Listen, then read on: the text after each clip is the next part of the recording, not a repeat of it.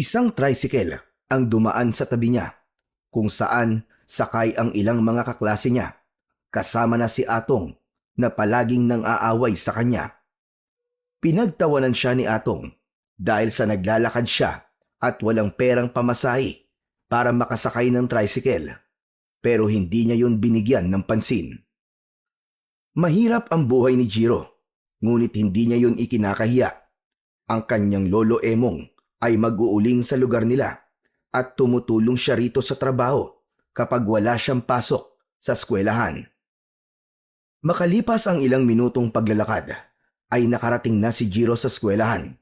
Sandali siyang natigilan nang may nakita siyang kuting sa gilid ng daan. Alam niyang umiiyak yun at hinahanap nun ang nanay nito. Yumukod siya at kinuha ang kuting. "Naku, kawawa ka naman. Ano nangyari sa'yo? Nasaan ang nanay mo?" Panay lang ang nyaw ng pusa. Luminga si Jiro hanggang sa isang puting pusa ang lumapit sa kanya. Ibinaba niya ang kuting dahil alam niya na ang pusang yun ang nanay nito. "Oh, ayan na ang anak mo ah. Huwag mo na siyang hayaan na mahiwalay sa'yo." Napangiti si Jiro nang magkasamang umalis ang dalawang pusa. Mahilig talaga sa mga hayop si Jiro. Sa sobrang pagmamahal niya sa mga ito, ay kinakausap niya ang mga ito na para bang naiintindihan siya ng mga hayop. Hindi niya alam ang dahilan kung bakit may ganun siyang ugali. Ang naalala niya lang ay bata pa lang siya, ay mahilig na talaga siya sa iba't ibang uri ng hayop. Sa pagtayo ni Jiro, ay nagulat siya nang may biglang tumulak sa likod niya. Muntik pa siyang mapasubsob sa lupa. Mabuti na lang at nagawa niyang ituon ng mariin ang isa niyang paa sa lupa. Sa pagharap niya, ay agad niyang nakita si Atong na nakangisi. Kasama nito ang dalawa pa nilang kaklase na palaging nambubuli kay Jiro. Yumuko si Jiro. Hindi siya nagsalita at nagsimula na siyang maglakad patungo sa kanilang silid-aralan. Pero mahigpit siyang hinawakan ni Atong sa braso. "Atong, malapit na magsimula ang klase. Kailangan na nating pumasok." Wala akong pakialam. Ano naman yung ginawa mo kanina ha? Kinausap mo yung dalawang pusa? Kakaiba ka rin talaga no? Ano sabi ng pusa sa'yo? "Bakit ba palagi kayo nakikialam sa ginagawa ko? Hindi ko naman kayo naaabala sa pakikipag-usap ko sa mga hayop, di ba?" Sumasagot ka pa ha? Ano rin ba pakialam mo kung gusto kong makialam? Nakakatawa ka kasi. Mukha kang baliw kapag nakikipag-usap ka sa mga hayop. "Pabayaan niyo na lang ako, Atong. Bitiwan mo na ako pakiusap. Ayoko ng gulo." Tandaan mo to, Jiro. Kapag nakita pa kita ulit na nakikipag-usap sa mga hayop, kahit langgam pa yon, bibigwasan na kita ng isa sa bunganga. Naiintindihan mo? Ano ba kasing dahilan kung bakit ka nagagalit sa pakikipag-usap ko sa mga hayop, ha, Atong? Pabida ka kasi. Feeling mo, kakaiba ka. Marahas na binitiwan ni Atong ang braso ni Jiro. Nagmamadaling lumayo si Jiro kina Atong at pumasok na siya sa kanilang silid-aralan. Umupo siya sa kanyang upuan na nasa pinakasulok ng huling row. Yumuko siya nang maramdaman niyang nagnilid ang kanyang mga luha. Ang totoo, hindi niya talaga maintindihan sina Atong kung bakit palagi siyang binubuli ng mga ito. Sa tingin naman niya ay hindi naaapektuhan ang mga tao sa kahit na anong paraan ng ginagawa niyang pakikipag-usap niya sa mga hayop. Sadyang nais lang ng mga ito na maramdaman na merong mga estudyanteng gaya niya na takot sa mga ito. Nang matapos na ang huling subject ni Najiro, ay nagmamadali siyang tumayo at lumabas ng silid-aralan. Hindi niya na hinintay na makalapit pa sina Atong sa kanya dahil alam niyang aasarin lang siya ng mga yon bago siya umuwi. Habang naglalakad si Jiro, ay naramdaman niya ang lamig ng hangin ng dapit hapon. Maya-maya pa ay lumiko siya sa makipot na daang hindi sementado. Ang daan na yon ay papunta sa baryo kung saan siya nakatira, kasama ang kanyang lolo Emong. Maya-maya pa ay natanaw na ni Jiro ang bahay nila, nagawa sa kahoy at may bubong na yero. Sa harapan nun ay merong 2 puno ng mangga na tuwing tag-init ay hitik na hitik sa bunga. Mula sa bintana ay natanaw niya ang usok mula sa lutuan, senyales na naghahanda na si Lolo Emong ng hapunan. Pagpasok ni Jiro sa bahay ay naamoy niya ang halimuyak ng nilulutong sinigang na baboy. Nakita niyang nakaharap sa lutuan ang kanyang Lolo Emong. "Nandito na po ako, Lolo." Abay, tama-tama dating mo, Jiro. Malapit na maluto to sinigang. Ilalagay ko na lang ang kangkong. Kumusta pala ang araw mo doon sa eskwelahan? "Ayos lang naman po, Lolo." Sigurado ka ba? Wala bang nag-aaway sa'yo? Saglit na natigilan si Jiro, pero mabilis siyang ngumiti at umiling. "Wala naman po, Lolo. Lahat po ng kaklase ko po ay kasundo ko." Hindi ko pala nasabi sa'yo nung isang araw. Nakasalubong kong guro mo sa palengke. Kinausap niya ako at ang sabi niya, may ilang kaklase mo na nang aaway daw sa'yo. Tinatawanan ka raw dahil mahilig kang makipag-usap sa mga hayop. Lolo, wala po kayong dapat na ipag-alala. Ayos lang po ako talaga. Hindi ko na lang po sila pinapansin." Mabuti naman. Tama yun na po. Huwag mong hahayaang maapektuhan ka sa sinasabi ng iba. Wala kang ginagawang masama sa pakikipag-usap mo sa mga hayop. At isa pa, hindi karuwagan ang umiwas sa gulo. "Opo, Lolo. Tatandaan ko po ang mga sinasabi nyo." Mabuti. O sige, magpalit ka na ng damit at kapag natapos na ako magluto, ay kakain na tayo. "Sige po, Lolo." Agad na nagtungo si Jiro sa maliit na silid-tulugan nila ni Lolo Emong. Ipinatong niya ang kanyang bag sa maliit na bangkito malapit sa pinto. Kahit may bumabagabag sa isip niya, hindi niya ipinakita yon kay Lolo Emong. Hindi niya gustong mag-alala pa ito. Ayaw niyang malaman ito na natatakot na siya sa mga pambubuli na nararanasan niya sa eskwelahan. Matapos maghapunan, ay hinarap na ni Jiro ang kanyang mga takdang aralin. Nakalatag sa lamesa kung saan sila kumakain ang mga kwaderno at aklat niya. Sa gitna ay naroon ang isang gasera na may mga gamo-gamong naglalaro sa paligid ng maliit na apoy. Tila nawala sa sarili si Jiro nang mapatingin siya sa gamo-gamo. Hindi niya namalayan na nakahawak na siya sa palawit ng kwintas na nakasabit sa kanyang leeg. Ang palawit ay isang bato na puti na ang hugis ay kalahating buwan. Makinis yun at malamig kapag hinahawakan. Pinaglaruan niya iyon sa kanyang mga daliri. Naalala ni Jiro ang kwento ng kanyang Lolo Emong kung paano siya nito natagpuan sa gubat. Noong siya ay isang sanggol pa lamang, iniwan siyang mag-isa sa ilalim ng isang malaking puno. Balot ng manipis na tela at ang kwintas na yun ay nakapalupot sa kanyang isang kamay. Ang sabi ni Lolo Emong, dapat ay palagi niyang suot ang kwintas para kung sakaling dumating ang araw na hanapin siya ng kanyang tunay na pamilya, ay madali siyang makikilala. Pero para kay Jiro, hindi na niya kailangang malaman kung sino ang kanyang tunay na mga magulang, sapagkat para sa kanya ay sapat na ang pagmamahal at pag-aaruga na natatanggap niya kay Lolo Emong. Si Lolo Emong kasi ang nag-alaga sa kanya, gumabay at nagparamdam sa kanya ng tunay na pagmamahal at pamilya. Para sa kanya, wala nang hihigit pa roon. Naputol ang malalim na pag-iisip ni Jiro nang marinig niya ang boses ni Lolo Emong. Hindi niya namalayang nasa harapan na pala niya ang matanda. "Ay, Lolo, sorry. May sinasabi ka po ba?" Ang sabi ko, bakit parang ang lalim ng iniisip mo? Hindi ka naghumagalaw dyan sa ginagawa mo ah. Iniisip mo ba yung mga nangaaway sa'yo sa eskwelahan? "Hindi po, Lolo. Iniisip ko lang po kung ano kaya ang dahilan ng mga magulang ko kung bakit po nila ako iniwan dun sa gubat." Hindi ko rin alam yan na po. Tanging ang mga magulang mo lang ang makakasagot sa tanong mo na yan. "Hindi kaya dahil po galit sila sa akin o kaya naman hindi nila ako mahal?" Umiling si Lolo Emong at marahang hinaplos ang ulo ni Jiro. Kung ano man ang dahilan nila, sigurado kung hindi yun basta-basta. At tignan mo sarili mo ngayon. Kahit lumaki kang wala sa piling nila, lumaki ka namang mabuting bata. Doon pa lang ay dapat ka nang magpasalamat.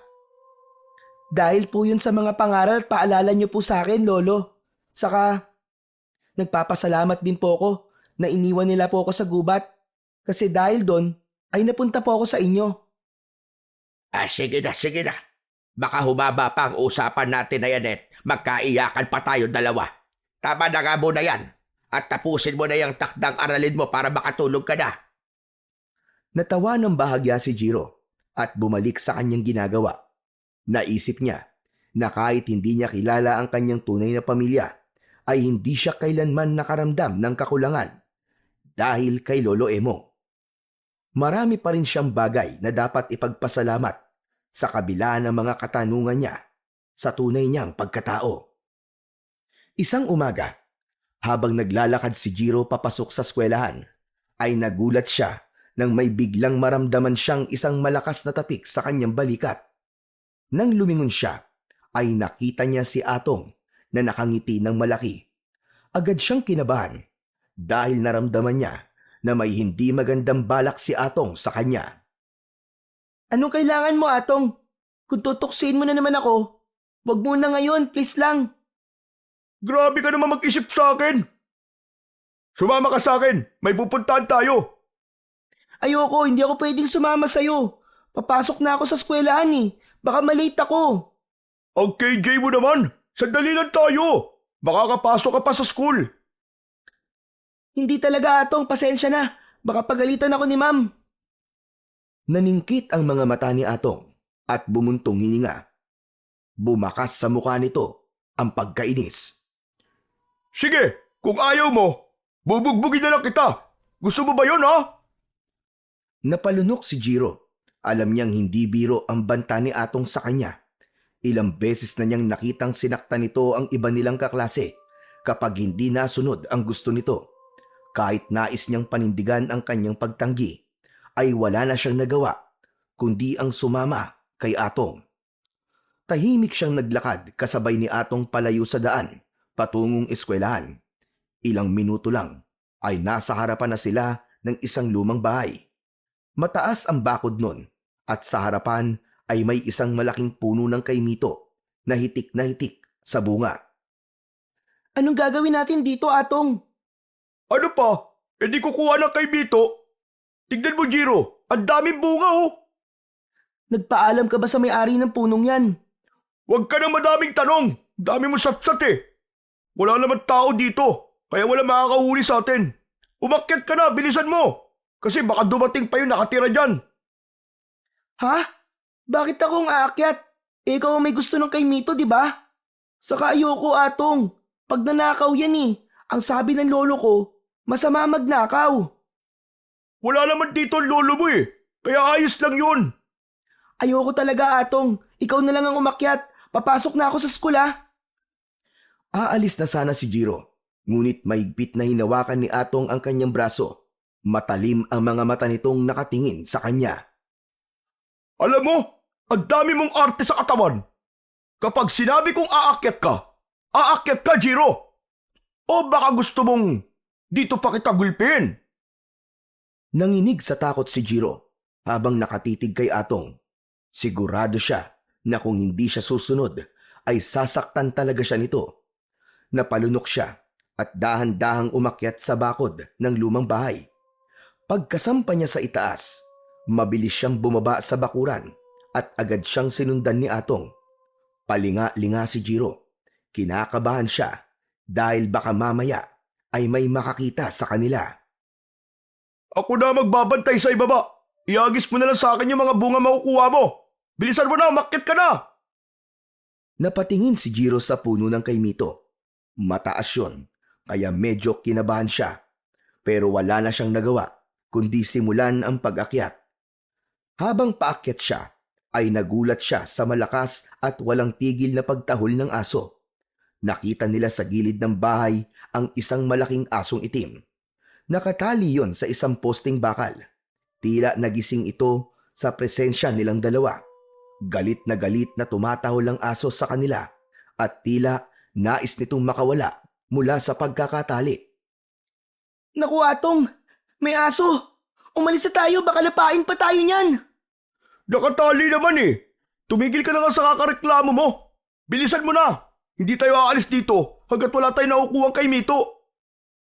Walang nagawa si Jiro, kundi ituloy ang pag-akyat.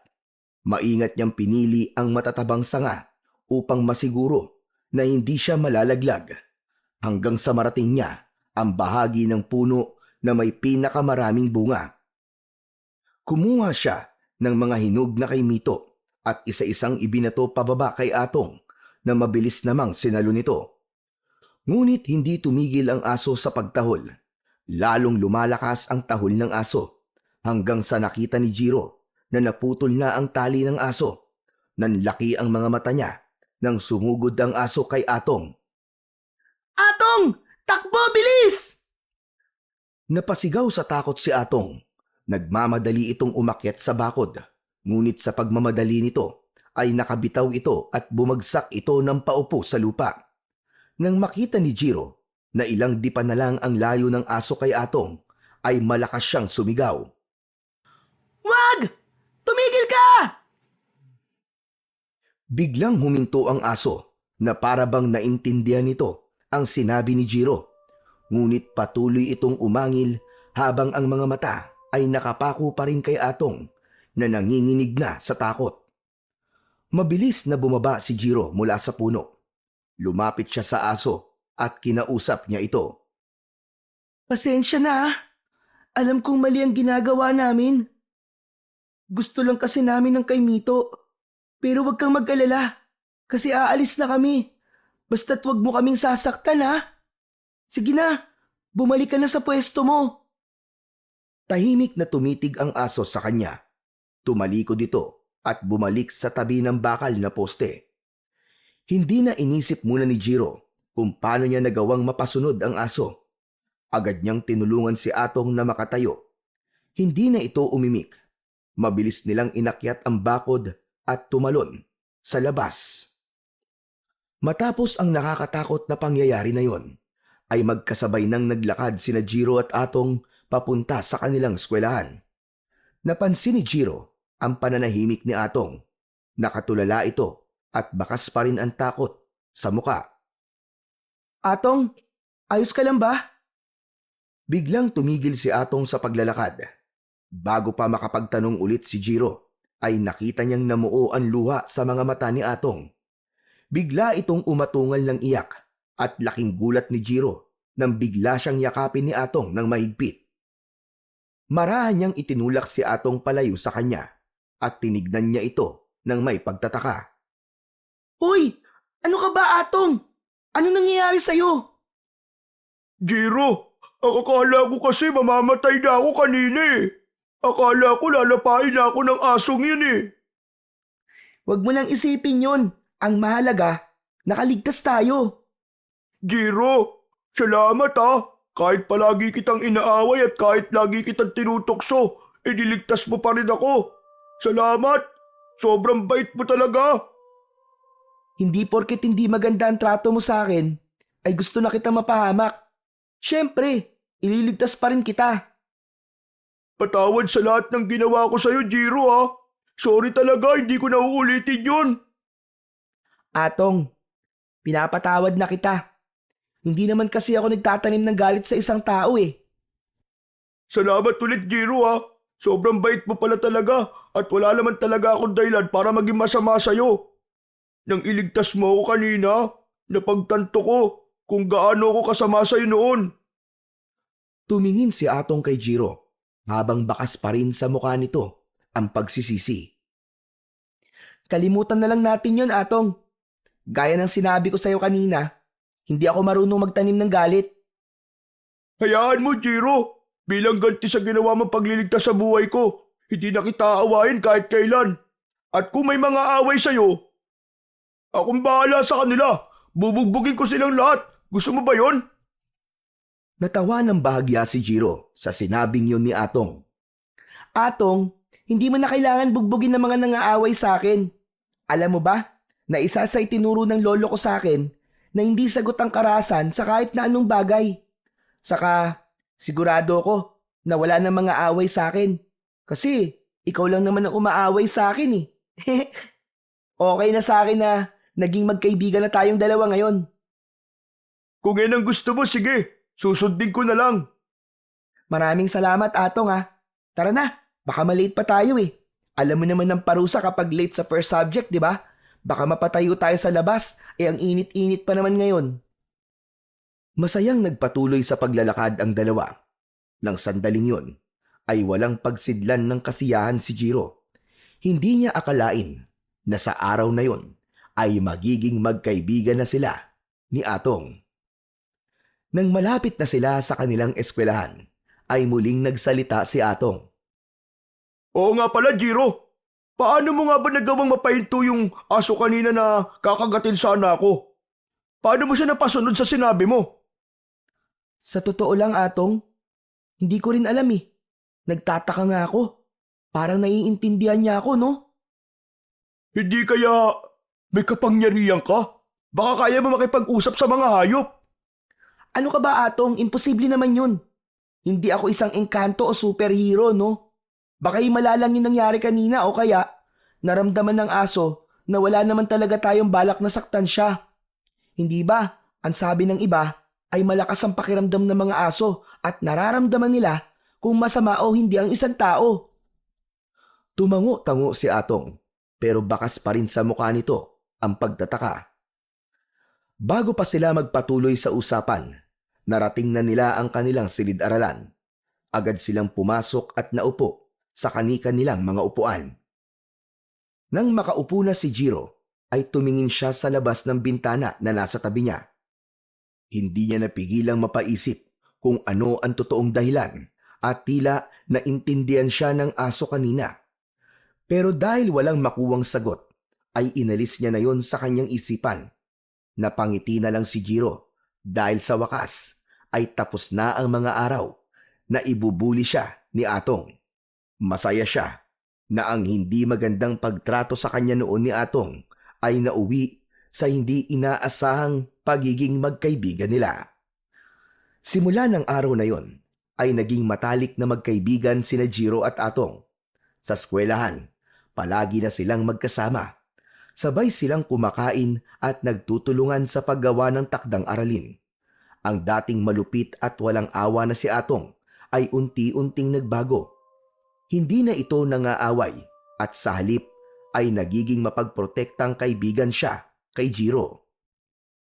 Isang gabi, mahimbing na natutulog si Jiro sa tabi ni Lolo Emong nang bigla siyang magising dahil sa mahinang pag-ungol ng matanda. Nang lingunin niya ito, ay napansin niyang balot ng malamig na pawis ang noo ng kanyang lolo at bahagya itong nanginginig. Dinaman niya ang noo at leeg nito at kinabahan siya dahil sobrang init ng kanyang lolo Emong. Napagtanto niya na mataas ang lagnat ng kanyang lolo. Agad siyang bumangon upang hanapin ang lalagyan ng mga gamot, ngunit wala na yung laman kahit isa. Napagpasyahan niyang lumabas upang bumili sa tindahan ng gamot. Binalikan niya si Lolo Emong at marahan itong ginising.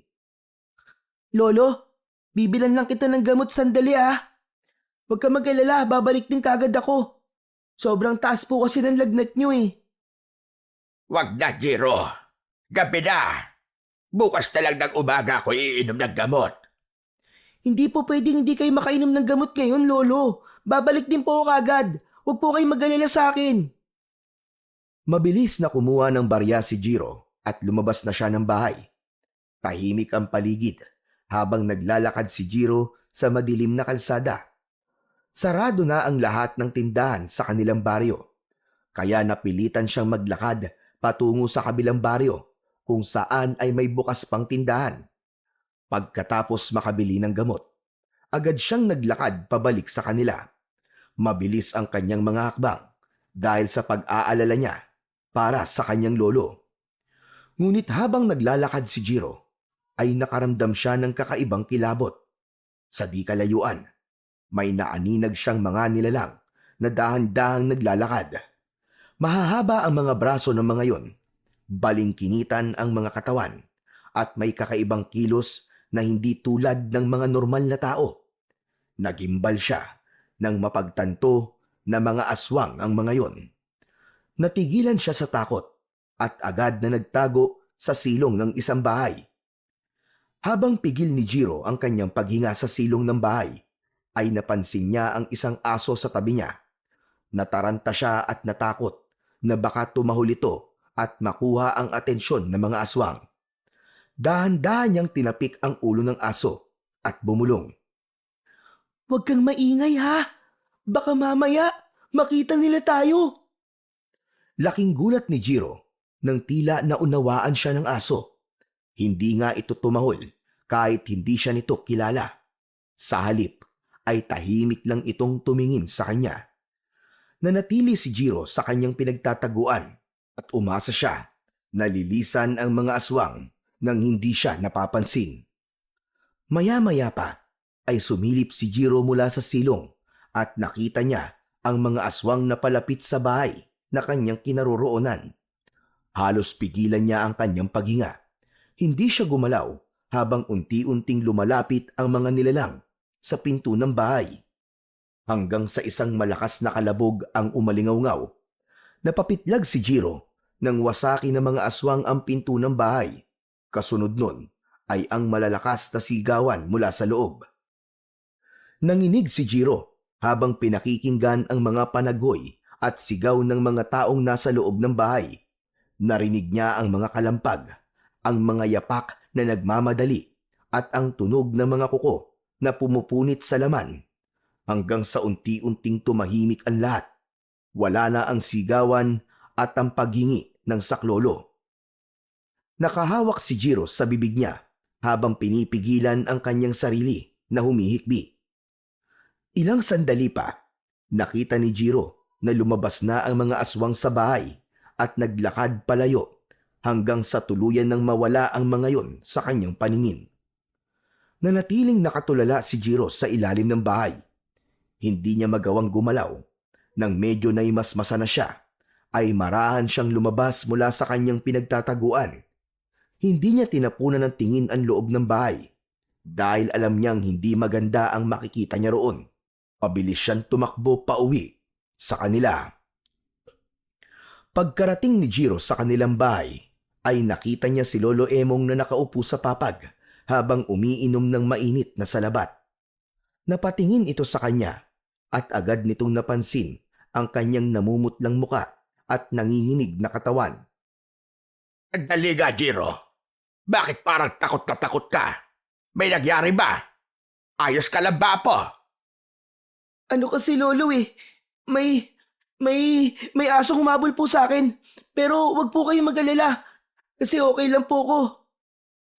Tinitigan siya ng matanda na para bang sinusuri kung nagsasabi siya ng totoo o hindi.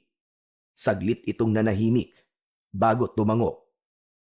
At sabi ko kasi sa'yo, delikado na lumabas ng 10 oras ng gabi. Butit nakabalik ka na maayos. Tumango si Jiro at agad niyang iniabot ang biniling gamot kay Lolo Emong. Kumuha siya ng isang baso ng tubig at inabot yun sa matanda. Ito po ang tubig, Lolo. Inumin niyo na po ang gamot niyo. Kinuha yon ni Lolo Emong at agad na ininom ang gamot. Pilit nang ngumiti si Jiro, pero sa loob-loob niya ay hindi pa rin niya maalis sa isip niya ang nakitang karumal-dumal na pangyayari. Hindi niya alam kung kaya niyang sabihin yun kay Lolo Emong, pero nang sandaling iyon ay naisip niyang ilihim muna ang nangyari dahil baka mag-alala ang kanyang lolo. Nang sumunod na araw, nasa ilalim ng puno ng mangga na nasa likod ng isang lumang classroom si Jiro. Hawak niya ang isang banana cue at sa malamig na nasa plastic na merong straw. Hindi niya magawang kumain dahil ang isip niya ay patuloy na bumabalik sa nangyari noong nakaraang gabi. Nadidinig niya pa rin sa kanyang isipan ang makapanindig balahibong sigaw ng mga biktima ng aswang. Kahit anong gawin niya, hindi niya maalis-alis sa isip niya ang mga eksenang yon. Napalunok si Jiro at hindi niya namalayang nanginginig na ang kanyang kamay. Bigla namang dumating si Atong at umupo ito sa tabi niya. May dala rin itong banana Q.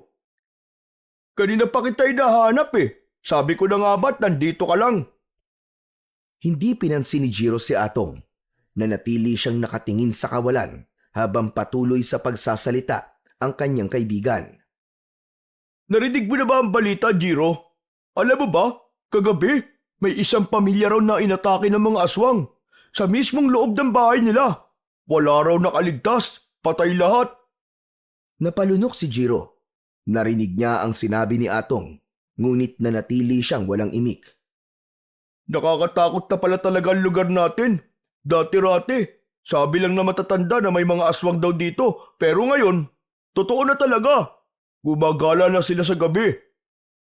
Hoy, kanina pa ako nagsasalita. Nakikinig ka ba? Nagising si Jiro sa malalim niyang pag-iisip. Agad siyang bumuntong hininga at bahagyang ngumiti ng pilit. Oo. Nakikinig ako, Atong. Parang hindi naman eh. Ano bang iniisip mo? Alam ko na yung nangyari kagabi. Ha? Paano? Kasi Atong, nakita ko sila. Yung mga aswang. Kagabi, pauwi na ako sa bahay nang may nakita ako mga aswang sa daan. Agad ako nagtago sa silong ng isang bahay. Akala ko ligtas na ako doon. Pero hindi ko alam na yung bahay na yun ang mismong papasukin ng mga aswang. Hala, totoo ba yung sinasabi mo? Totoo, Atong. Kaya nga, hindi pa rin ako makapaniwala na buhay pa ako hanggang ngayon eh. Ang buong akala ko talaga ay makikita ko ng mga aswang na yun sa silong ng bahay. Pero ayos ka lang ba, ha, Jiro? Hindi ka ba sinaktan ng mga aswang? Hindi naman nila ako nakita doon sa silong. Pero yung takot, Atong. Yung takot, parang hindi na mawala sa isip ko. Pakiramdam ko, palagi silang nakasunod sa akin. Kahit kagabi, hindi ako makatulog ng maayos. Natahimik si Atong, pero nakita ni Jiro sa mukha nito ang labis na pag-aalala. Hindi na rin nagsalita si Jiro at sinubukan niyang kumain. Nang tumunog na ang bell na hudyat na tapos na ang break time, ay magkasama silang bumalik sa kanilang silid-aralan. Tahimik na naglakad si Jiro pauwi sa kanilang bahay. Hanggang sa oras na yon ay nasa utak pa rin niya ang nangyari nung nakaraang gabi. Kahit kaunti ay hindi rin nabawasan ang takot na nakalukob sa buo niyang pagkatao. Pagdating ni Jiro sa kanilang bahay, nadatnan niya si Lolo Emong na naghihiwa ng mga gulay. Lumapit siya rito at nagmano. Lolo, bakit po kumilos na po kayo kaagad? Magpahinga na po muna kayo at ako na po ang tatapos niyan. Magpapalit lang po ako ng damit. Maayos na ang pakiramdam ko, Apo. Kaya ko na ito. Nakatulong din naman sa akin ng malaki yung pag-inom ng gamot kagabi. Maraming salamat. Oo nga pala. Alam mo na ba yung balita? May inatake daw ng aswang kagabi dito sa lugar natin. Yung pamilya ni Perneng. Aba, patay daw lahat maging yung dalawa nilang anak na binata. Nakakalungkot na isang gabi ay nawala silang lahat. Narinig ko na po ang balitang yan sa school, Lolo. May isa po akong kaklase na nagkwento sa akin. Nakakatakot na talaga ang panahon ngayon, Jiro. Hindi na lang sa masasamang loob dapat tayo matakot, kundi sa mga kampo ng kadiliman ng mga aswang. Pero mabuti na lang, at yung humabol sa'yo kagabi ay aso lang at hindi aswang. Talagang pinoprotektahan ka pa rin ng ating Panginoong Diyos, Jiro. Magpasalamat ka. Hindi nakasagot si Jiro. Hindi pa niya masabi sa kanyang lolo na muntik na siyang mapabilang sa mga napatay na mga aswang noong nakaraang gabi. Pero Jiro, ito tatandaan mo ha. Maaaring hindi pa yun ang huling beses na may aatake ng mga pesteng aswang na yun dito sa lugar natin. Kaya mag-iingat ka palagi. Huwag kang magpapagabi sa labas at huwag mong hahayaan na ikaw ang susunod nila maging biktima. Kung kailangan mong lumaban, abay lumaban ka. Ramdam ni Jiro ang takot sa boses ng kanyang lolo. Kahit hindi nito sabihin ng direkta, alam niyang takot din ito, gaya niya. Mula nang kumalat ang balita tungkol sa pamilyang pinaslang ng mga aswang, unti-unting binalot ng takot ang buong baryo. Sa pagsapit ng dapit hapon, nagmamadali nang umuwi ang mga tao sa kani-kanilang mga bahay. Wala nang nagtatangka na manatili sa labas kapag madilim na. Ang mga tindahan ay nagsasara ng mas maaga at maging ang mga bata ay hindi na pinapayagang maglaro sa kalsada kahit hindi pa lumulubog ang araw. Ang dating tahimik at payapang baryo ay napuno ng takot at pangamba, lalo na sa pagkagat ng dilim. Sa takot ng mga residente, nagpatayo ang ilan ng mga bakod na yari sa kawayan at matitinik na sanga upang protektahan ang kanilang mga bahay. Ang ilan ay nagsabit ng bawang sa kanilang pintuan, habang ang iba naman ay nag-iwan ng asin sa kani-kanilang mga bintana. Sa gabi, ang ilan ay nagsusunog ng gulong sa labas ng bahay dahil may paniniwala na ang ganung gawain ay makatutulong upang hindi sila lapitan ng mga aswang. Ngunit kahit na anong gawing pag-iingat ng lahat, isang bagay ang malinaw na wala nang nakakatulog ng mahimbing sa baryo ni Jiro. Isang gabi, biglang nagising si Jiro sa malakas na sigawan mula sa labas. Agad siyang napabangon at lumingon kay Lolo Emong.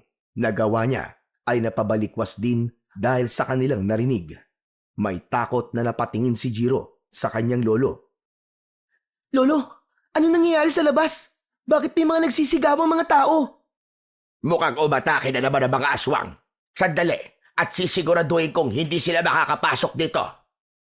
Tumayo si Lolo Emong mula sa papag at sumunod naman dito si Jiro. Lalo pang lumakas ang hiyawan ng mga tao. Bago pa sila makalapit sa pinto, ay bigla yung bumukas ng malakas at isang nakakatakot na aswang ang pumasok doon.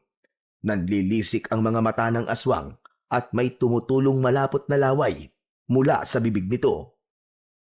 Umatras sila at mabilis na dinampot ni Lolo Emong ang itak na nakasabit sa dingding. Sinugod nito ang aswang pero naagaw ng aswang ang itak at malakas nitong itinulak sa sahig si Lolo Emong. Agad na lumapit si Jiro sa kanyang lolo. Tumakbo ka na, Jiro! Tumakas ka na! Iligtas mo ang sarili mo! Hindi, Lolo! Hindi po kita kayang iwan dito, Lolo! Sa isang iglap, dinakma ng aswang ang braso ni Jiro at Lolo Emong. Marahas silang hinila ng aswang palabas ng bahay. Halos hindi makapagsalita si Jiro sa sobrang bilis ng mga pangyayari. Sa labas, nagkalat ang mga tao na nanginginig sa takot habang nakaupo sa lupa. Wala nang nagawa ang maglolo, kundi ang maupo na rin. Sa harapan ng mga tao ay may isang mas malaking aswang na nakatayo, mas matangkad kesa sa ibang aswang. May maitim na balat at matatalim na pangil. Naramdaman ni Jiro ang kaba sa kanyang dibdib nang magtagpo ang mga mata nila ni Atong na kasama rin sa mga biyag na naroon. Sa tingin ko, ay narito na kayong lahat. Magpapakilala muna ako para malaman niyo kung sino ang dapat niyong katakutan.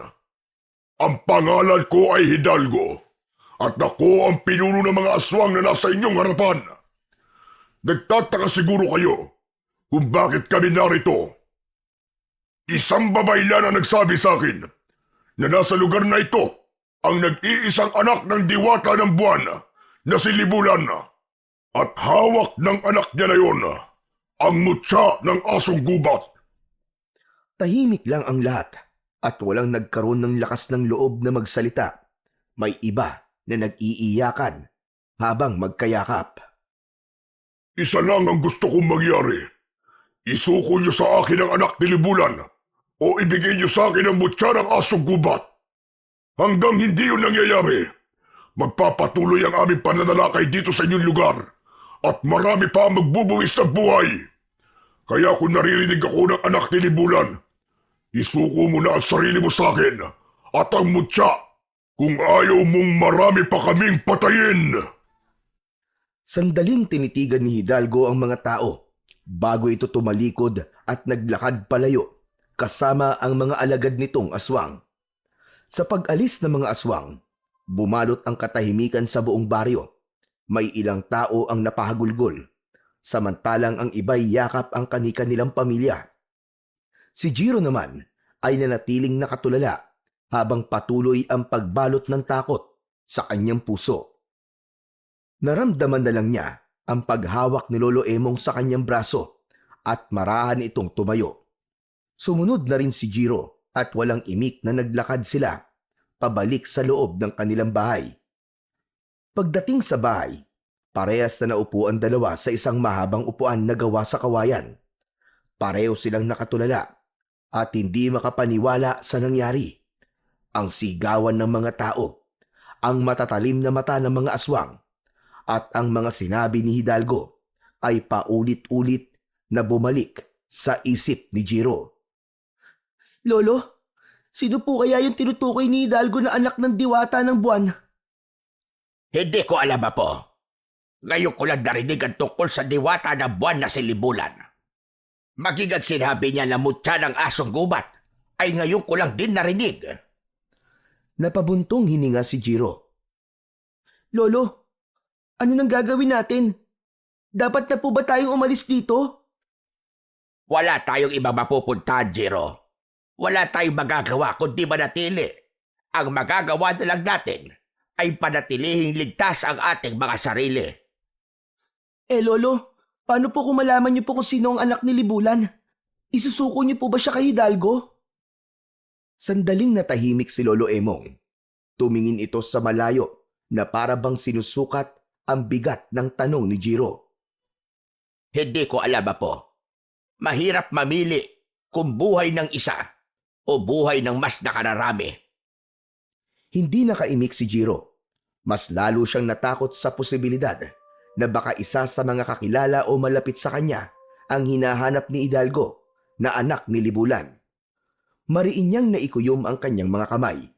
Hindi niya alam kung ano ang mangyayari sa mga susunod pa na araw.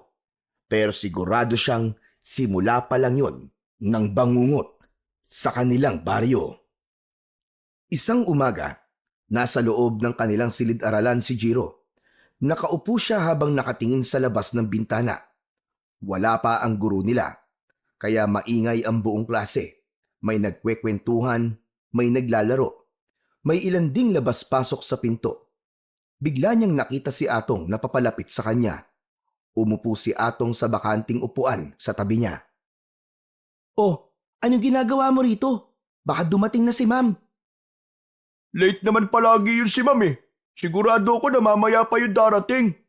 May itatanong lang ako sa'yo, Jiro. Kilala mo ba kung sino sa baryo natin ang anak ng diwata ng buwan?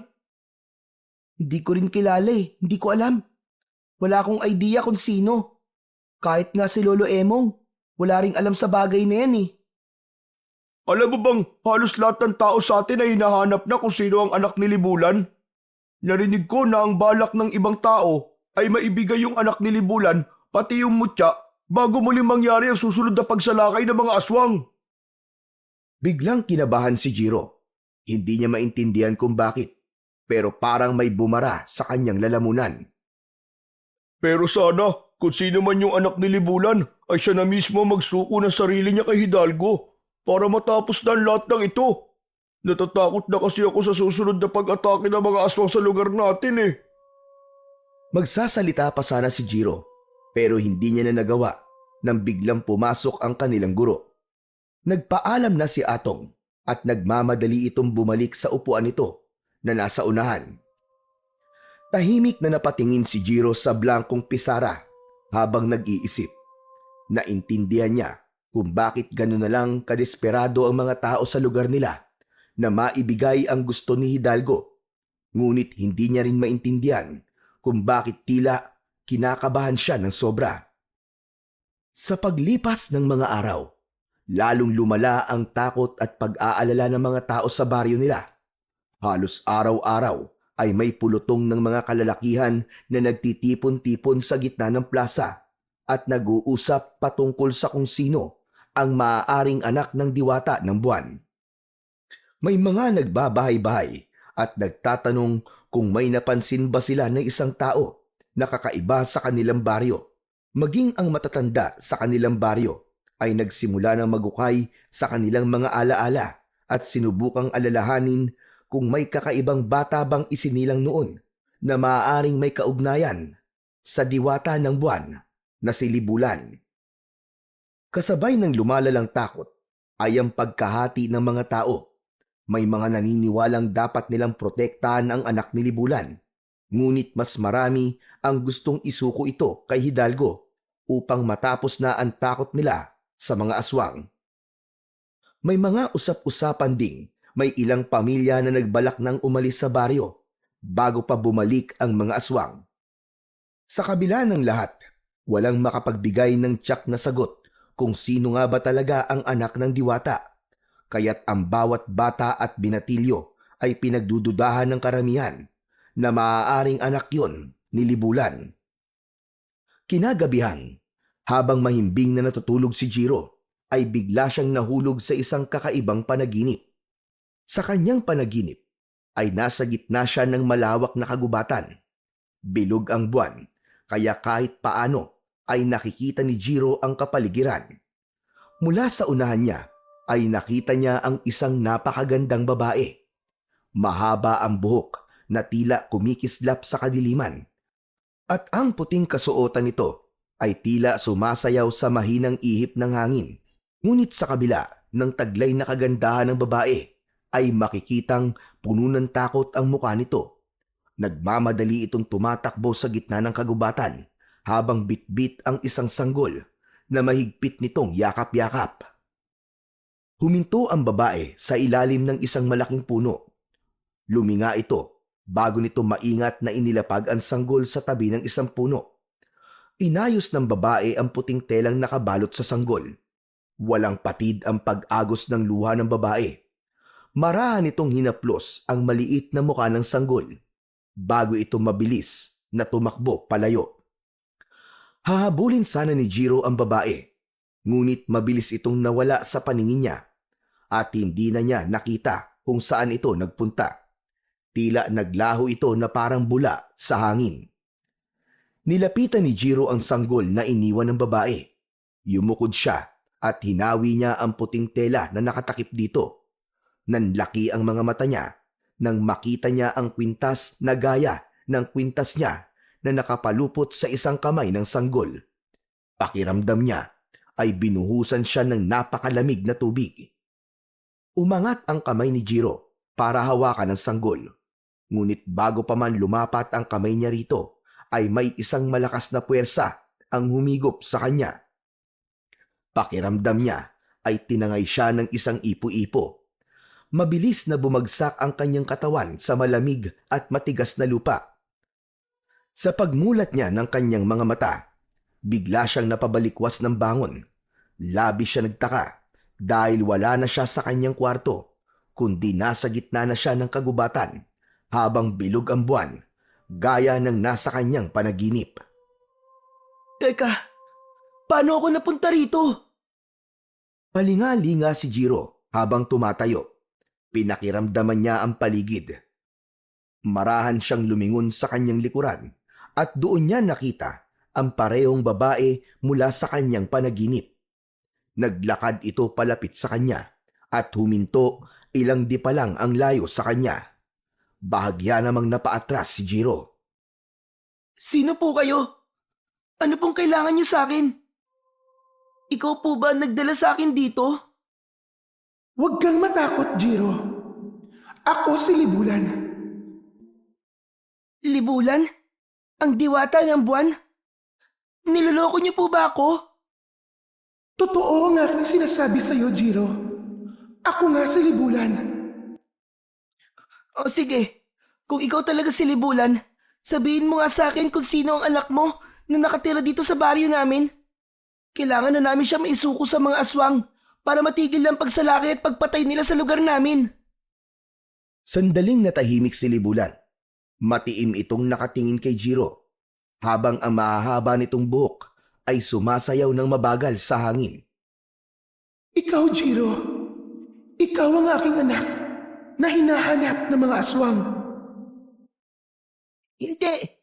Hindi totoo yan! Hindi totoo ang sinasabi mo. Paano mo ako magiging anak? Isa kang diwata.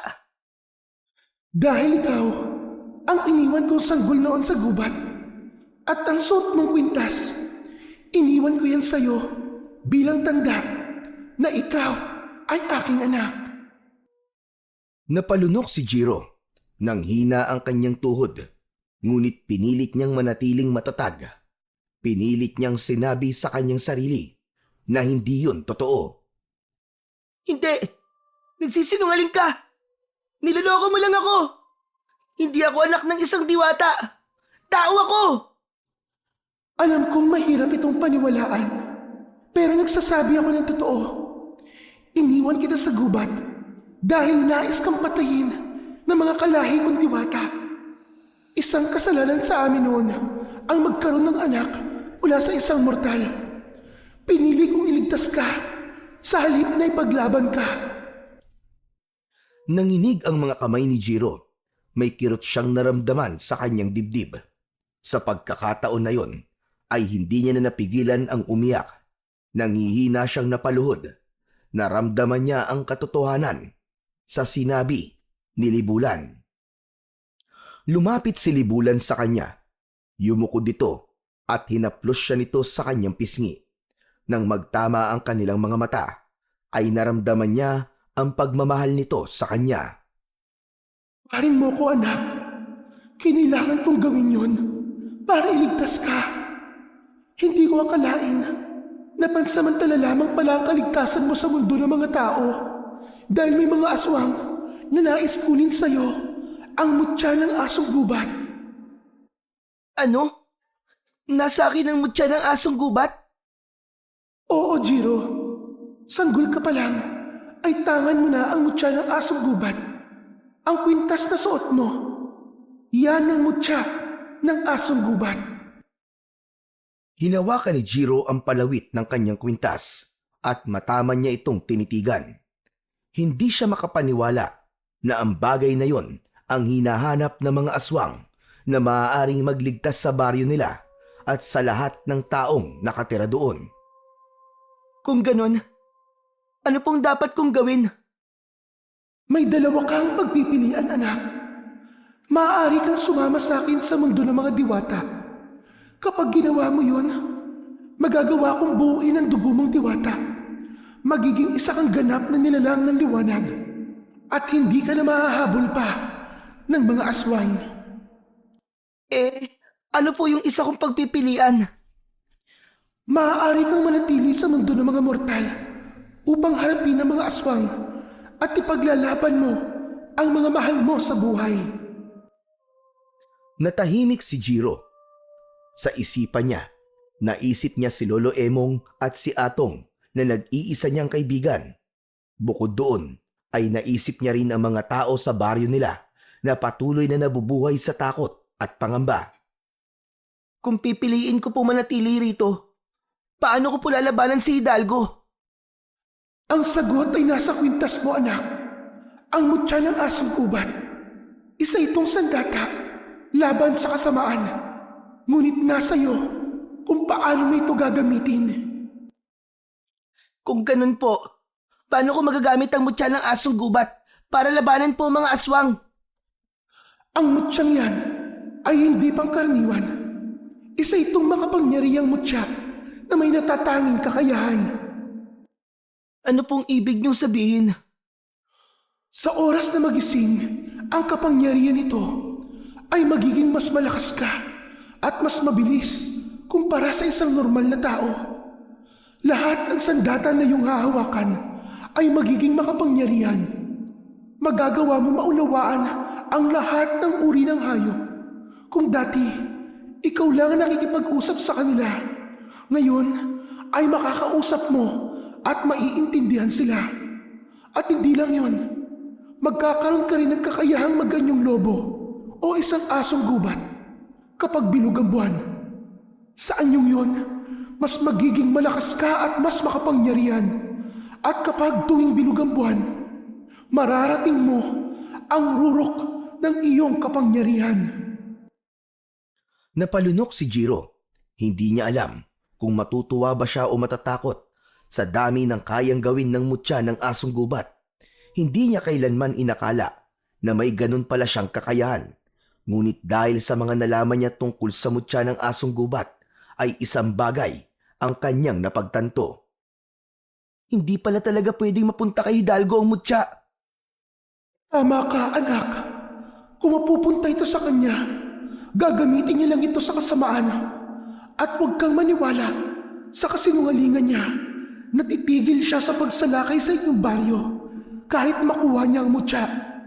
Magpapatuloy pa rin siya sa kanyang layunin na magasik ng lagim, hindi lang sa baryo niyo, kundi sa iba pang mga lugar. Kung ganon, wala na talaga akong ibang pagpipilian. Hindi ko hahayaang mapunta sa kanya ang mutya. Hindi ko hahayaang sirain nila ang baryo namin. Buo na ang desisyon kong manatili rito upang labanan sina Hidalgo. Hindi na ako nagulat sa pinili mo, Jiro. Alam kong malaki ang pagmamahal mo sa baryong kinalakihan mo. Iginagalang ko ang iyong desisyon. At sa sandaling magising ka, ay magigising rin ang kapangyarihan ng mutya ng asong gubat. At huwag kang mag-alala, anak, dahil kusa mong matututunan kung paano mo gagamitin ang kapangyarihan ng mutya ng asong gubat. Bago pa man makapagsalita si Jiro, ay nakaramdam siya ng pagbigat ng talukap ng kanyang mga mata. Unti-unting nagdilim ang paligid niya hanggang sa tuluyan na siyang malugmok sa mahimbing na pagtulog. Isang marahang pagyugyug sa kanyang balikat ang gumising kay Jiro. Nang ibukas niya ang kanyang mga mata, ay bumungad sa kanya ang muka ng kanyang lolo Emong. Maliwanag na ang paligid at nang igala niya ang paningin sa paligid, ay napagtanto niyang nakabalik na siya sa bahay nila. Lolo, ano pong nangyari? Jiro, bumangon ka na. Ba't malilate ka na sa eskwela? Masyado yatang napasarapan tulog mo ah. Sige na, bumangon ka na at mag-almusal ka na bago pumasok. Napabalikwas si Jiro ng bangon nang marinig ang sinabi ng kanyang lolo Emong. Agad niyang tinungo ang bintana. Sa labas ay natanaw niyang mataas na ang araw. Naku po, malilate na nga po ako, Lolo. Mabilis niyang kinuha ang kanyang uniforme at nagmamadaling nagbihis. Hindi na niya naisip ang panaginip niya dahil ang tanging laman ng isip niya ng mga sandaling yon ay kung paano siya aabot sa klase nila nang hindi napapagalitan ng kanyang guro. Kinuha ni Jiro ang kanyang bag at isinukbit yon sa kanyang likod. Lolo, hindi na po ako makakapag-almusal. Kailangan ko na pong umalis. Malilate na po ako. Teka lang, hindi ka pwedeng umalis ng walang laman ng tiyan mo. Sa school na lang po ako kakain, Lolo. Nang makuha na niya ang baon niyang pera, ay nagmamadali siyang lumabas ng bahay at patakbong tinahak niya ang daan papuntang eskwelahan. Tinawag pa siya ni Lolo Emong para mag-almusal, ngunit hindi na niya pinakinggan ang kanyang lolo. Makalipas ang ilang minuto, ay nasa gilid na ng kalsada si Jiro. Mabilis na lang siyang naglakad dahil medyo napagod na siya sa pagtakbo. Maya-maya ay isang tricycle ang huminto sa tabi niya. Nakita niya si Atong na sumungaw mula sa loob at kumaway sa kanya. Jiro, sakay na! Sabay na tayo papunta sa school! Wag na, Atong. Maglalakad na lang ako. Wala akong pamasahe. Ano ka ba? Ako nang bahala sa pamasahe mo. Ako na magbabayad. Sumakay ka na, sige na. Malilate ka kapag naglakad ka lang. Alam ni Jiro na tama si Atong. Ang masaklap pa, kapag na-late siya, ay baka pauwiin pa siya ng kanilang guro, lalo na kung hindi maganda ang gising nito.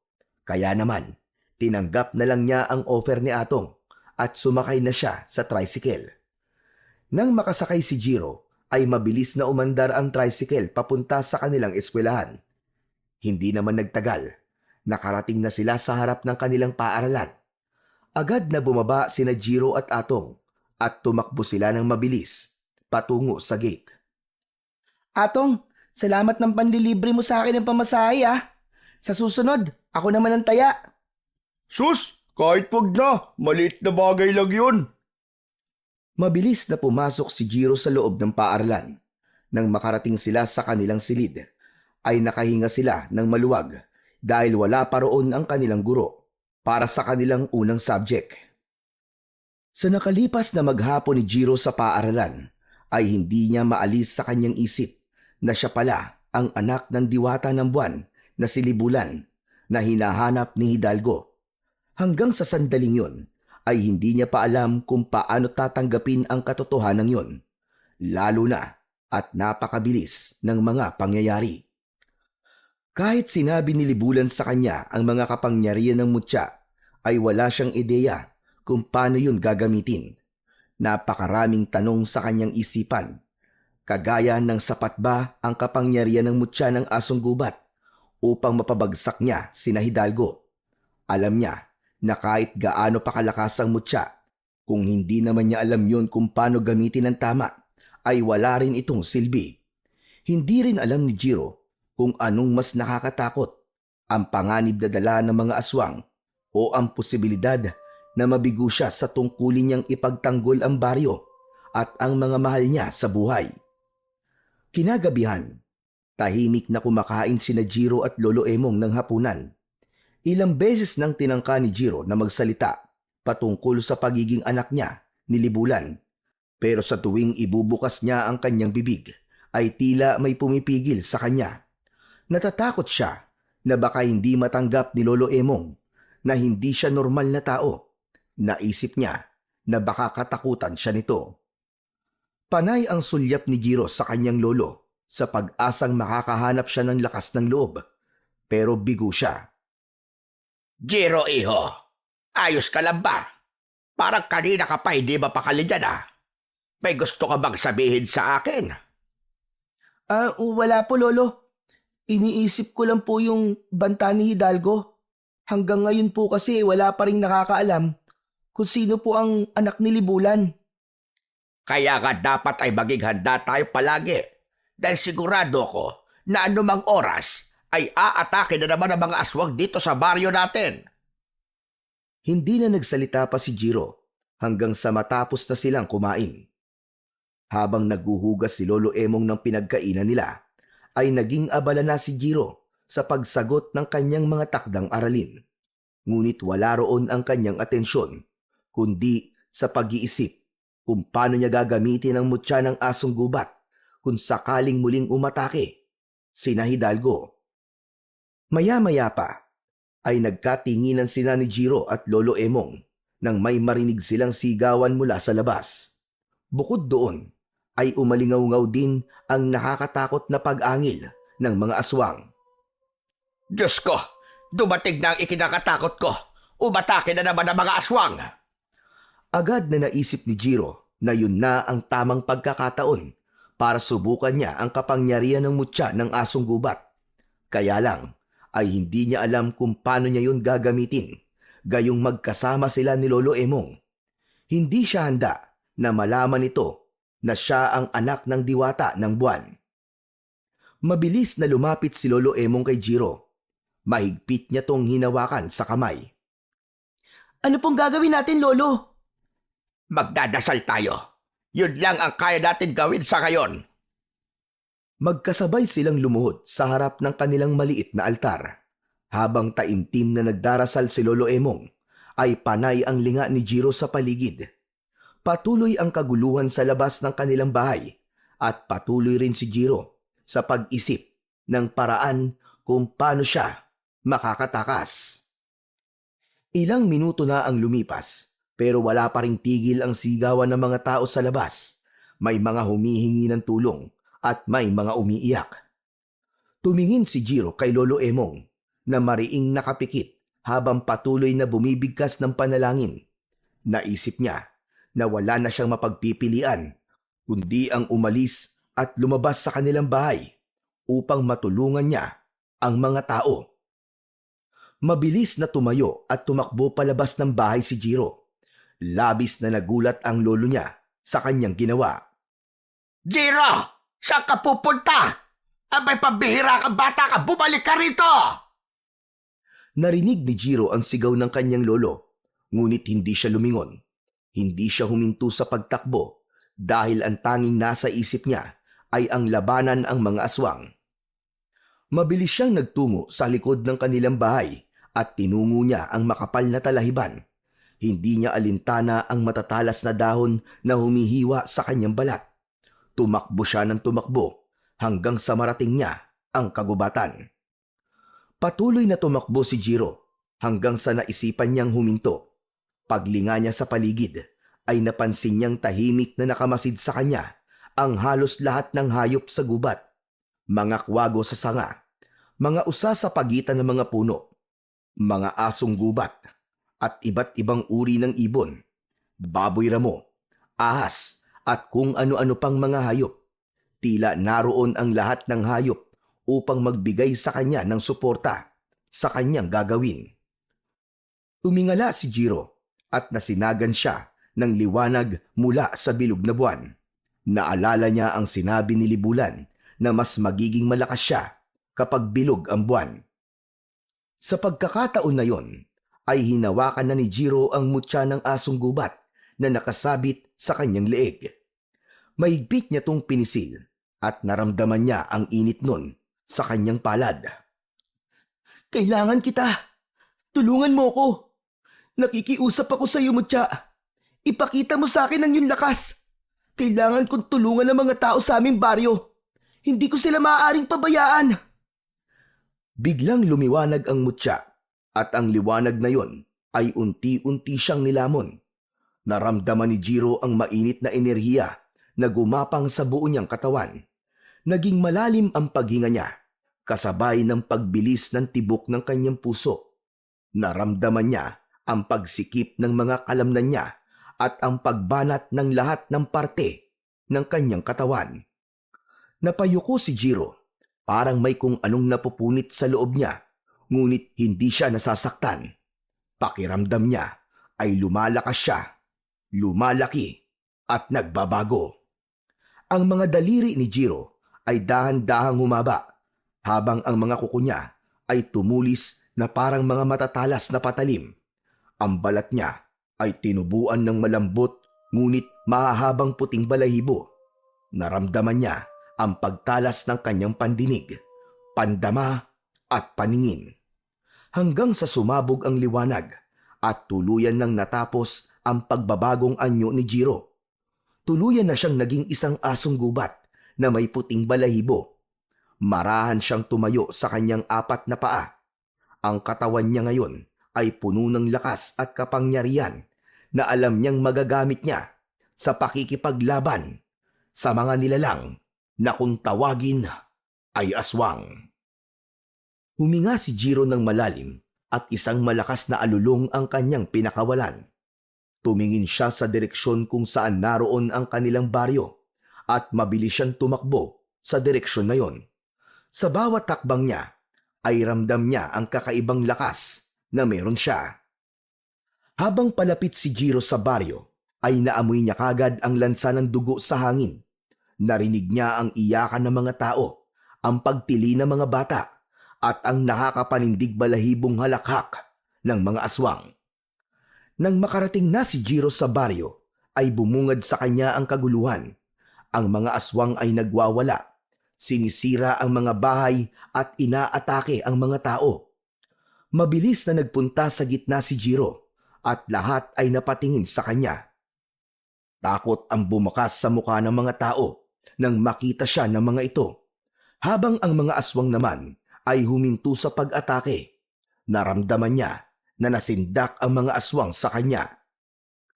Mula sa kumpul ng mga aswang ay lumabas si Hidalgo. May malapad na ngiti ito habang matiim na nakatingin sa kanya. Sa wakas, nagpakita na rin ang anak ni Libulan. Hindi na natin kailangan maglaban.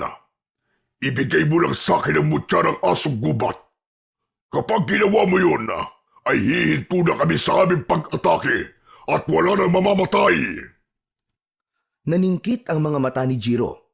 Alam niyang kasinungalingan lang ang sinasabi ni Hidalgo.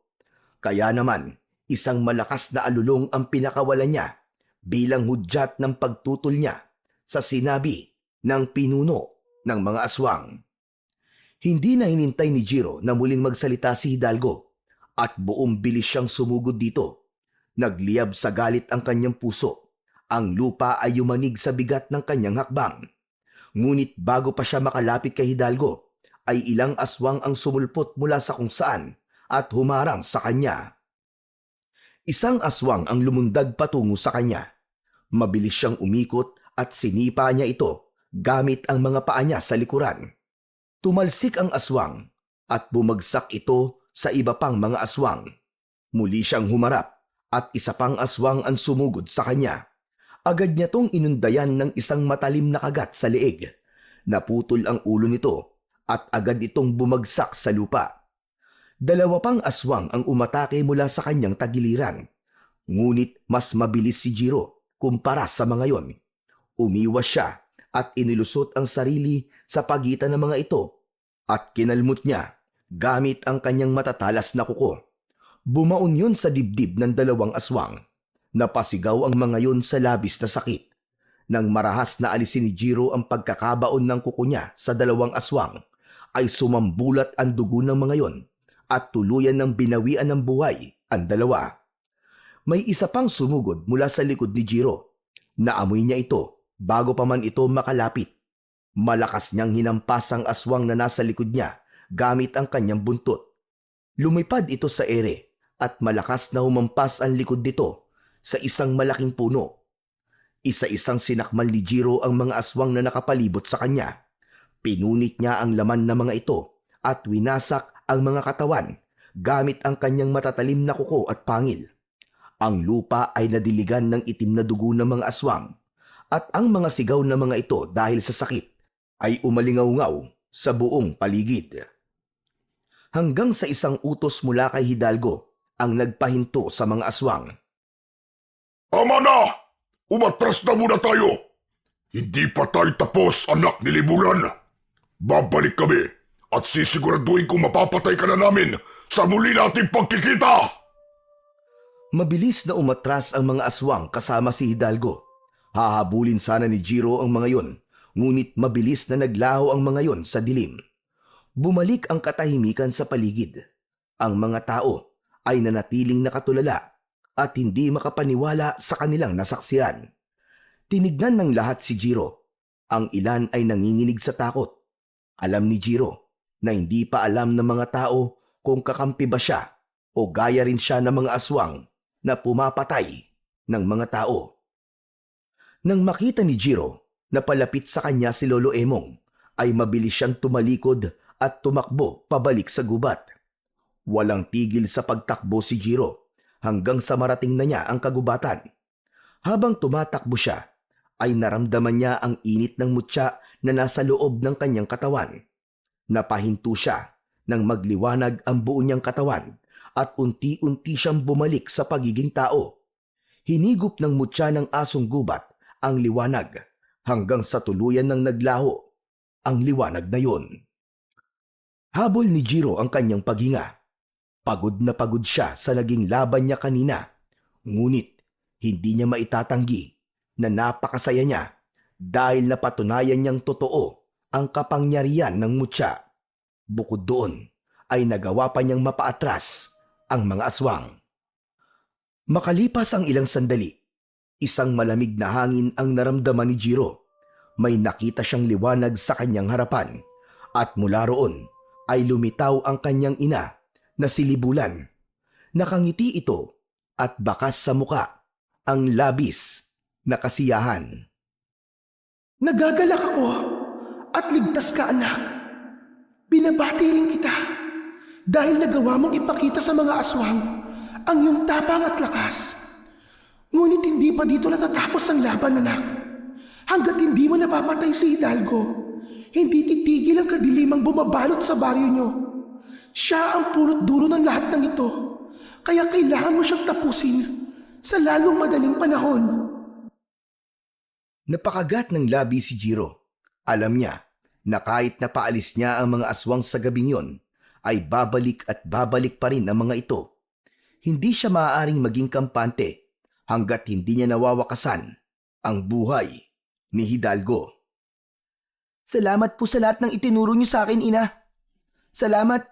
dahil binigyan mo ko ng pagkakataon na may pagtanggol ang aming baryo. Kung hindi po dahil sa inyo, hindi ko magagawa ang lahat ng ito. Maraang lumapit si Jiro. Ang tanging nais niya ng sandaling yon ay maramdaman ang yakap ng isang ina. Kaya naman, hindi na siya nagkaroon ng pagdadalawang isip na yakapin ng mahigpit si Libulan. Nagulat si Libulan, ngunit agad din itong gumanti ng yakap. Isa yung mahigpit na yakap na punong-puno ng pagmamahal. Sa unang pagkakataon, hindi na itinanggi ni Jiro sa kanyang sarili na may dugo siyang diwata. Buong puso niya nang tinanggap ang katotohanan na yon dahil napagtanto niya na kung hindi dahil sa ina niyang si Libulan ay hindi niya magagawa ang nagawa niyang kabayanihan ng gabing yon. Matapos na makausap ni Jiro si Libulan, ay naglakad na siya pabalik sa kanilang bahay. Nang matanaw niya ang kanilang bahay, ay nakita niya si Lolo Emong na nakaupo sa may hagdan. Nang lumapit siya rito, ay agad itong tumayo at sinalubong siya. Jiro, pabihira ka bata ka sa kamagaling. Bakit ka tumakbo kanina? Pasensya na po, Lolo. Natakot po kasi ako nang marinig kong may mga aswang na umaatake. Baka po pumasok po sila sa loob ng bahay kaya po tumakbo po ako at nagtago po ako sa gubat. Saglit na natahimik si Lolo Emong bago bumuntong hininga. Pasaway ka talagang bata ka. Pero hayaan mo na yon. Ang mahalaga ay ligtas ka. Pero sana naman, kung nais mo magtago, sabihin mo muna sa akin para alam ko at hindi ako nag-aalala sa'yo. Opo, Lolo. Biglaan po kasi. Hindi na po mauulit. Pero alam mo ba ang nangyari kanina? May isang malaking puting asong gubat ang dumating. Nilabanan nito ang mga aswang at napaatras niya ang mga aswang. Kung hindi dahil sa asong gubat na yon, baka mas marami pang namatay na mga tao. Talaga po? Ibig sabihin, meron na po pala tayong tagapagtanggol laban sa mga aswang. Sana nga. Sana totoo ngang tagapagtanggol ang asong gubat na yon. Hindi nakaimik si Jiro. Nais niyang sabihin sa lolo niya na hindi nito dapat pagdudahan ang puting asong gubat sa layunin nito kung bakit ito nakipaglaban sa mga aswang. Pero mas pinili niyang manahimik na lamang. Hala, sige na. Bukas na lang natin pag-usapan ito at matulog ka na. Alam kong pagod ka rin. Tumango si Jiro. Pumasok na sila sa kanilang bahay at dumiretso sila sa papag. Pagkahiga ni Jiro ay agad niyang naramdaman ang pagod mula sa naging laban niya kanina.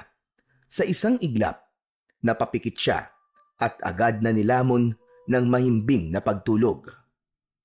Maliwanag na nang magising si Jiro. Napahikab siya at tumingin sa paligid. Medyo tanghali na. Alam niya na hindi siya ginising ng lolo niya dahil wala siyang pasok sa eskwelahan. Bumangon na siya at nagtungo sa hapagkainan. May nakahain na doon na kanin, pritong isda at pritong itlog. Nagtimpla siya ng kape at nagsimula na siyang mag-almusal. Napangiti si Jiro nang maalala ang nangyari nung nakaraang gabi. Hindi pa rin siya makapaniwala na nagbago siya ng anyo at naging isa siyang asong gubat. Maya-maya pa, bumukas ang pinto at pumasok si Lolo Emong na may dalang isang bayong na puno ng gulay. Gising ka na pala, Jiro. Mabuti. Para may katulong ako magluto mamaya. Saan po kayo galing, Lolo? Nagpunta ako sa palengke kanina. Habang papunta nga ako ron, ay nakasalubong ko yung kaklase mong si Atong. Hinahanap ka nga eh. At sabi ko ay tulog ka pa. At sabi niya, mahihiramin daw siyang libro sa'yo. Sabi ko puntahan ka na lang rito. Nagpunta na ba siya? Hindi pa po. Tuloy-tuloy po kasi ang tulog ko eh. Malamang nagpunta na yun dito at hindi ka nalang ginising nang kunin niya yung libro na hinihiram niya sa'yo. Magsasalita pa sana si Jiro nang may maramdaman siyang kakaiba sa kanyang leeg. Napahawak siya roon at nanlamig siya nang mapagtanto na wala na sa leeg niya ang kwintas. Tumayo siya at agad na bumalik sa higaan. Hinanap niya sa mga unan at kumot ang kwintas. ngunit hindi niya yon natagpuan. Bumalik si Jiro kay Lolo Emong upang magtanong. Lolo, nakita niyo po ba yung kwintas ko? Nawawala po eh. Aba, kanina ko pa nga napapansin na hindi mo yun suot. Ang akala ko hinubad mo muna. Napalunok si Jiro. Isa lang ang naisip niyang posibilidad kung bakit wala ang kwintas niya. Tanging si Atong ang naisip niyang salarin dahil ito lamang ang pumasok sa bahay nila. Kaya hindi na siya nagdalawang isip. Nagmamadali siyang lumabas ng bahay at tinungo ang bahay ni na Atong. Walang tao roon nang dumating siya pero nakabukas ang pinto. Tahimik na pumasok si Jiro at iginala niya ang mata sa paligid. Sa isang maliit na lamesa ay nakita niya ang kanyang kwintas. Agad niya yung nilapitan at kinuha. Hindi niya maintindihan kung bakit yun kinuha ni Atong. Gayong sigurado siyang walang alam si Atong sa kung ano talaga ang kwintas niya. Aalis na sana si Jiro pero pagharap niya ay nakita niya ang kaibigang si Atong na nakatayo sa may pintuan. Namumutla ito habang nakatingin sa kwintas na hawak ni Jiro. Ibalik mo sa akin ang kwintas, Jiro! Kailangan kong ibigay ang kay Hidalgo para matapos ng pagsalakay ng mga aswang sa baryo natin! Nagulantang si Jiro sa kanyang narinig. Alam mo kung ano ang kwintas ko na to? Oo, alam ko na yan ang mutya ng asong gubat at hindi lang yun ang nalaman ko. Alam ko na rin kung sino ka. Ikaw ang anak ng diwata ng buwan na si Libulan. Matamang nakatitig si Jiro kay Atong habang mahigpit ang pagkakahawak niya sa mutya. Hindi niya alam kung paanong nalaman ni Atong ang kanyang lihim. Paano mo nalaman ng lahat ng yon, Atong? Sinundan ko kagabi ang puting asong gubat nang mapaatras niya ang mga aswang. Nakita ko na ang asong gubat at ikaw ay iisa. Nakita ko rin na nakipag-usap ka kay Libulan at base sa pag-uusap nyo, alam kong ikaw ang anak niya. Kaya Jiro, ibigay mo na lang kay Hidalgo ang mutya. Kapag ginawa mo yun, titigil na ang mga aswang sa pagsalakay nila sa baryo natin. Hindi na tayo mabubuhay sa takot. Hindi totoo yan, Atong. Kung ibibigay ko kay Hidalgo ang mutya, mas lalo lang siyang lalakas. Hindi siya titigil sa kasamaan niya. Kahit papunta pa sa kanya ang mutya, ay sigurado kung hindi siya titigil sa pagsalakay sa baryo natin. Hindi solusyon ng pagsuko, Atong. Kailangan labanan natin si Hidalgo. At gagawin ko ang lahat para tapusin ang kasamaan niya. Pinapangako ko yun. Nanatiling tahimik si Atong. Maya-maya pa ay nanginig ang balikat nito hanggang sa bumagsak ang mga luha nito. Nilapitan nito si Jiro at tinapik ito sa balikat. Patawad, Jiro. Natakot lang kasi ako eh. Ayoko may masaktan at mamatay pa kaya kinuha ko sa iyo mutya para ibigay sana kay Hidalgo. Hindi ko naisip na malaki ang posibilidad na nagsisinungaling siya sa ipinangako niya na sa oras na maibigay natin sa kanya ang mutya ay titigil siya sa pag-atake. Naiintindihan kita, Atong. Alam kong natatakot ka at hindi kita masisisi. Pero sana, magtiwala ka sa akin. Hindi ako papayag na manaig ang kasamaan ni Hidalgo. Tatapusin ko siya at ang paghahasik niya ng lagim. Pero sana ay wala mo ng ibang makakaalam sa nalaman mo tungkol sa akin, ha? Mangako ka, Atong. Mangako ka na wala kang ibang pagsasabihan. Pangako, Jiro. Walang makakaalam ng sikreto natin. Patawad ulit. Patawarin mo ko. Isang matipid na ngiti ang pinakawalan ni Jiro. Matapos yun, ay nagpaalam na siya kay Atong at nagsimula na siyang maglakad pabalik sa bahay nila. Lumipas ang ilang gabi na tahimik ang baryo ni Jiro. Walang mga aswang na sumalakay pero hindi naging kampante si Jiro. Naniniwala siya na muling sasalakay sina Hidalgo sa gabing hindi nila inaasahan. At hindi nga nagkamali si Jiro. Isang gabi, muling nagising sina Jiro at Lolo Emong sa malalakas na sigawan ng mga tao. Lumapit sila sa bintana at sumilip. Nagkalat ang mga aswang sa labas at sa gitna ng kaguluhan ay nakatayo si Hidalgo na may malaking ngiti sa labi. Lumabas ka, anak ni Libulan! Magpakita ka sa akin! Ngayon mo ko harapin! Alam ni Jiro na hindi na siya dapat magsayang ng oras at kailangan niya ng kumilos.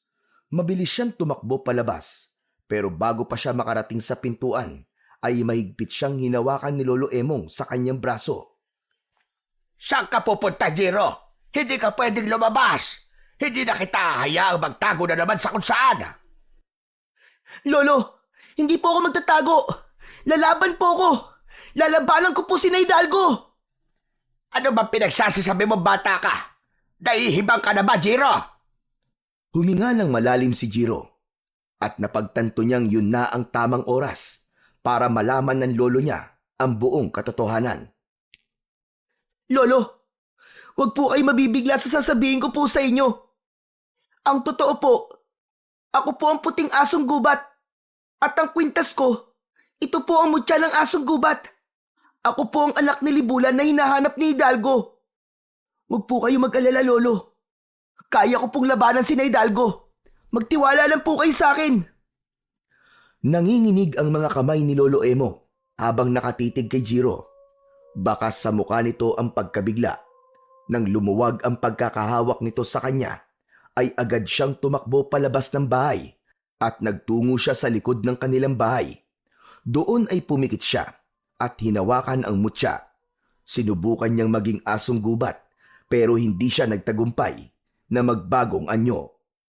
Napatingala si Jiro sa kalangitan at doon niya napagtanto na hindi bilog ang buwan. Nanlamig siya nang mapagtanto niyang wala siyang kakayahan na maging isang asong gubat.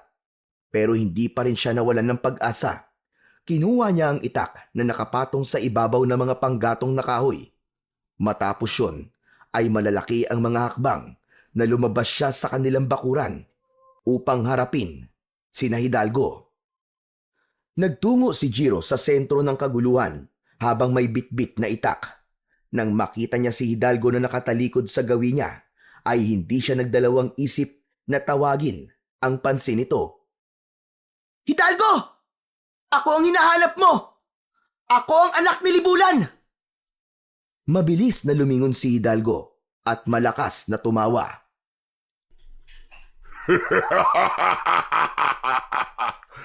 Ikaw nga ba ang anak ni Libulan?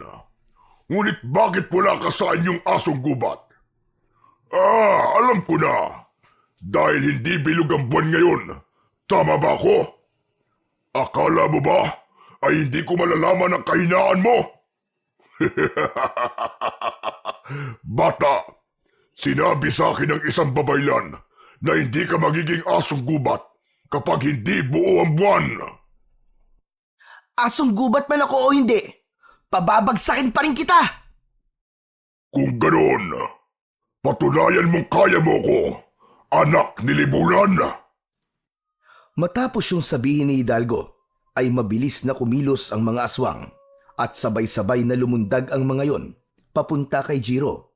Ngunit hindi umatras si Jiro at mas lalo pa niyang hinigpitan ang kapit niya sa kanyang itak. Sa isang mabilis na galaw, pinutol niya ang kamay ng isang aswang na umatake sa kanya. Isa pang aswang ang sumugod mula sa kanyang kanan. Ngunit mabilis niyang iniwasan ang matatalim nitong kuko at sinaksak niya ito sa tiyan.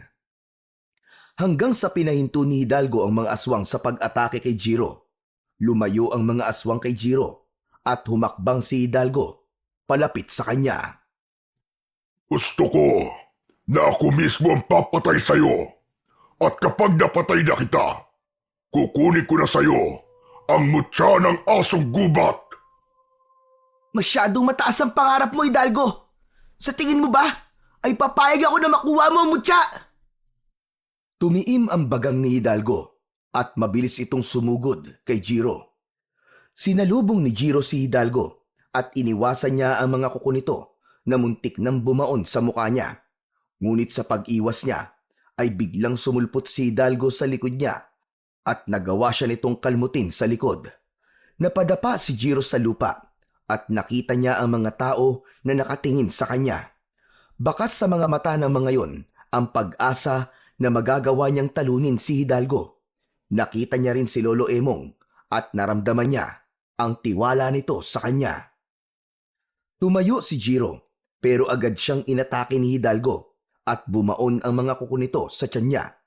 Napaluhod siya uli sa lupa habang habol ang paghinga. Napagtanto niya na hindi sapat ang lakas at kapangyarihan niya para talunin si Hidalgo kapag wala siya sa anyong asong gubat.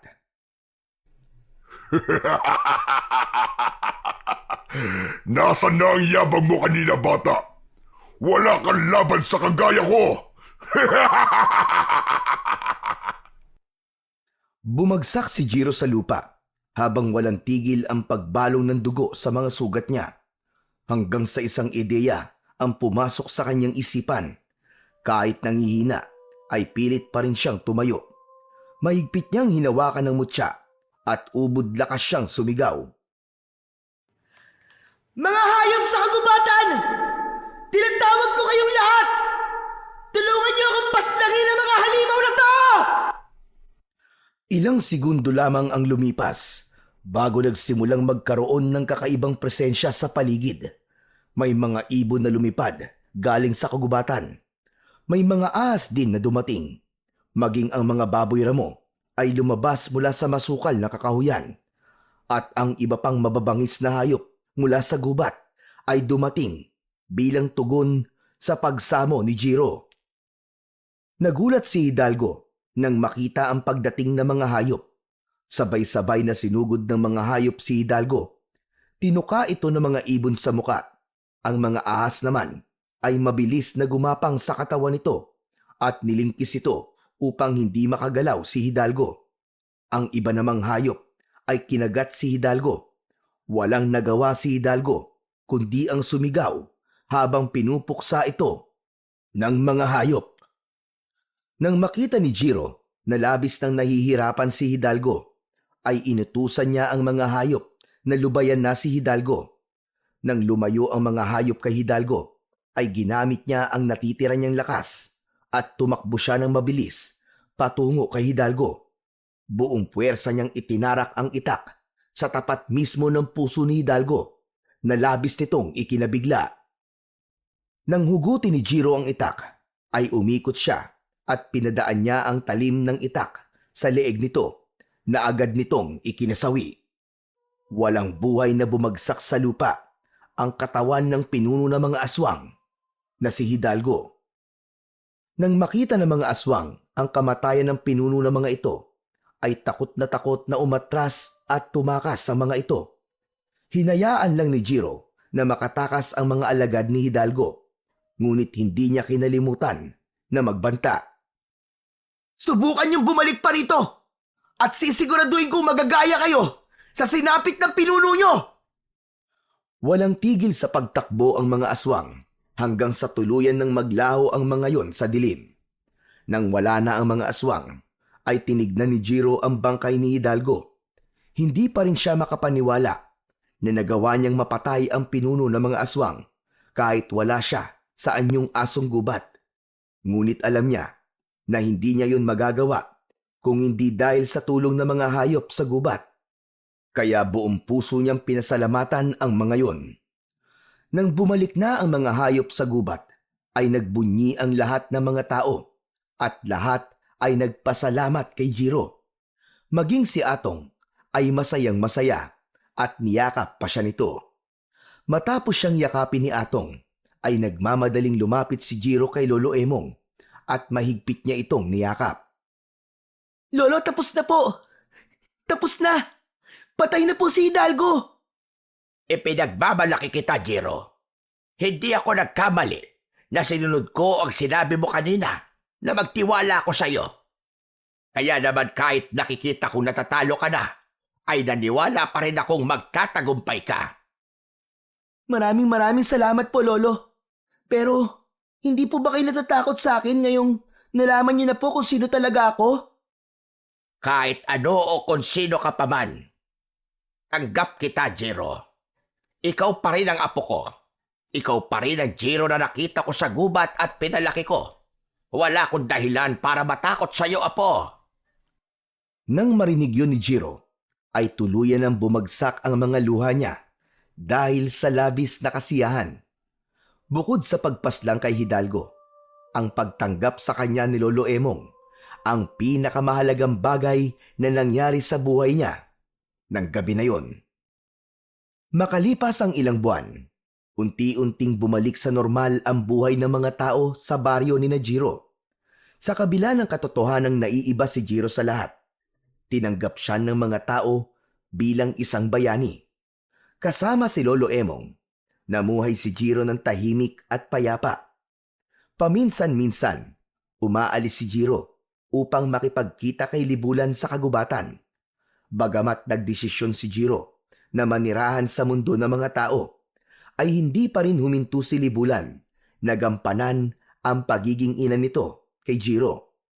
Nang sandaling yun, ay wala nang mahihiling pa si Jiro, kundi ang maging habang buhay na